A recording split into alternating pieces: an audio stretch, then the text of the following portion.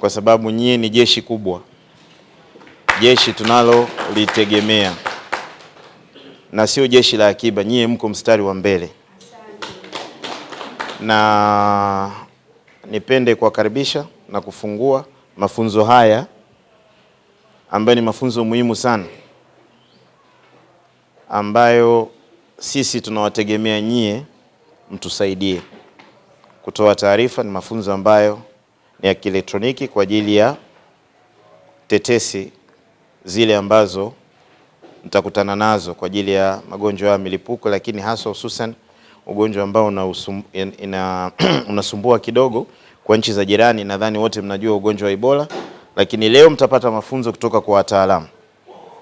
Ningeomba mzingatie sana, muwe makini sana, ili muweze kuifanya kazi hiyo kwa umakini, na ninawaamini kwa sababu bila nyie sisi mambo mengi yanakwama, na imani mtatekeleza haya ambayo mtakuwa mmepata leo mafunzo. Kwa ningeomba mzingatie, kesho kuna timu nyingine, kwa uone jinsi gani serikali iko makini na inajua inachokifanya. Kwa ningeomba mzingatie, muwe makini sana, muweze kuuliza. Ukiona kuna jambo huelewi, usioni aibu kuuliza. Kuuliza sio ujinga, si ndio? Manake hawa wataalamu wamesafiri mbali sana kutoka Dodoma kuja hapa, wengine wametoka mkoani kwa ajili yenu tu ili mpewe mafunzo, sawa? Kwa ningeomba mshiriki vizuri na muweze kuyapokea mafunzo, na yote ambaye ana changamoto bora aripoti hapa. Usiondoke na changamoto, kesho inaweza kuwa wewe ndio utakayetuletea changamoto ya kutoa taarifa. Kwa ningeomba kila mmoja awe makini, aweze kuuliza, atakachoelewa ameelewa, ili mkitoka hapa tuwe tuna uhakika kwamba mnakwenda kupigana vita ambayo iko mbele yenu. Sio vita ndogo, ni vita nyepesi kama tutakuwa na umoja na tutafuata taratibu zote ambazo tutakuwa tumezipokea kwenye mafunzo yetu. Lengo la kuwa hapa ni kwa ajili ya kuwawezesha au kuwajengea uwezo kuweza kutambua na kutoa taarifa za magonjwa na matukio mbalimbali yenye athari za kiafya kwa binadamu, ambapo tutafundisha namna ya kutoa hizo taarifa, kuzitambua na kuzituma hizo taarifa kwa kutumia mfumo wa kielektroniki, kwa maana ya kutumia simu zao za mkononi, ambapo taarifa ambazo zinapatikana katika maeneo yao kwenye jamii kule watakuwa wakizituma moja kwa moja, zinatufikia wizarani, lakini zina mkoani na halmashauri pia wanaweza kuona, na kwenye vituo vile ambavyo wanakuwa kiviripotia. Na mafunzo haya yanawezeshwa na shirika la watoto duniani, shirika la kimataifa la watoto duniani, na lengo hasa ukizingatia katika kipindi hiki ambapo tuna mlipuko wa ugonjwa wa Ebola kwa nchi jirani, ambapo nchi katika hali ya kujiandaa kuweza ugonjwa utakapoingia nchini tuwe tayari tumejiandaa kwamba ikitokea umeingia. Na hii ni pamoja na kuwawezesha sasa hawa wananchi au watu wa huduma ngazi za jamii wakishirikiana na hawa watu maarufu au watu mashuhuri kwenye jamii yetu ambao tunategemea pia ni sehemu ya kupatia hizo taarifa, waweze kuzitambua mapema na kutolea taarifa. Lakini pia na magonjwa mengine yale yanayotokea kwenye jamii na athari zingine za kimazingira, lakini na wanyama, kwa sababu kwa sasa tunaona kuna magonjwa mbalimbali yanakuwa kuna mwingiliano kati ya wanyama na binadamu. Manufaa yako ni makubwa kama tulivyosema, nchi inajiandaa, iko katika hali ya kujiandaa hasa katika ugonjwa huu wa Ebola. Lakini ukiacha tu ugonjwa wa Ebola, tunafuatilia magonjwa mbalimbali na matukio mbalimbali ambayo yana athari za kiafya kwenye jamii. Kwa hiyo mafunzo haya yatawezesha kwamba sasa yale magonjwa au matukio ambayo yanatokea kule kwenye jamii yaweze kutambulika mapema na kuripotiwa ili yaweze kupatiwa ufumbuzi haraka, yasiweze kuleta madhara kwenye jamii.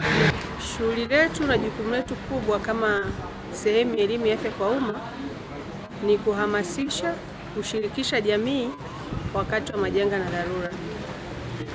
Ili taifa na wizara ifanye kazi kwa ufanisi, ni vizuri kujiandaa kwa ajili ya kuelimisha jamii iweze kuchukua tahadhari mapema kwa ajili ya kujikinga na magonjwa. Tahadhari hiyo inachukuliwa vipi? Tahadhari ili ichukuliwe mapema, lazima tuangalie tetesi zinazozunguka jamii. Ndio maana kama sisi tumejikita katika uelimishaji wa elimu ya afya ngazi ya umma, viongozi wa dini, wazee wa mila, viongozi mashuhuri na tiba asili kama jamii inayochukua tahadhari mwanzoni kabisa tetesi zinapotokea. Kwa hiyo kama jukumu kubwa la wizara ni kuwawezesha viongozi wa dini, wazee wa mila kuchukua tahadhari ya magonjwa ya tetesi kama vile Ebola, kujua dalili na jinsi ya kujikinga. Kwa jamii ya Chunya ni kushirikiana na wizara kutoa tetesi zozote za magonjwa yasiyotambulika, vifo visivyokuwa na sababu, kwa mfano vifo vinavyotokea nyumbani na matukio yasiyo ya kawaida, kuweza kutoa taarifa kwa ajili ya kufanya uchunguzi zaidi. Kijiji cha Staniko nimekuja hapa kwenye mafunzo, nimekuja kwa ajili ya kuongezea. Lengo la mafundisho haya ni mimi kwenda katika kuelimisha na kusaidia mama na watoto, makuzi na malezi ya watoto. Watu wa mkoa wategemee kupokea mafunzo na elimu ya kulea, jinsi ya kulea watoto, jinsi ya malezi na jinsi ya kuwatunza watoto. Nimekuja hapa Chunya kwa ajili ya mafunzo. Mafunzo haya yatanisaidia sana kuelimisha jamii hususan masuala ya kiafya jamii. Nitapata mafunzo ninapoenda kijijini hapo, nitaelekeza jamii jinsi ya kutunza mazingira, jinsi ya kuenenda katika kufanya tabia njema. Kwa kijumla tutapata mafunzo haya. Wakili yangu washauri kwamba wategemee kwamba ninapofika tu nitatoa elimu zaidi na nitajitolea katika kazi mbalimbali ambazo zitakuwepo katika kijiji changu. Tangazo. Mkurugenzi mtendaji wa halmashauri ya wilaya ya Chunya anawatangazia wananchi wote kwamba ardhi hii ndiyo amani ya nchi yetu. Tunawajibika kuwa makini sana kwa namna tunavyosimamia sekta hii ya ardhi.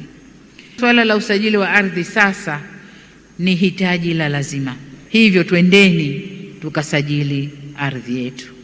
Tunatekeleza maono ya Mheshimiwa Rais kwamba wananchi wote vipande vyao vitambuliwe, vipimwe, baadaye visajiliwe ili kupunguza migogoro na kuongeza thamani ya ardhi katika maeneo hayo.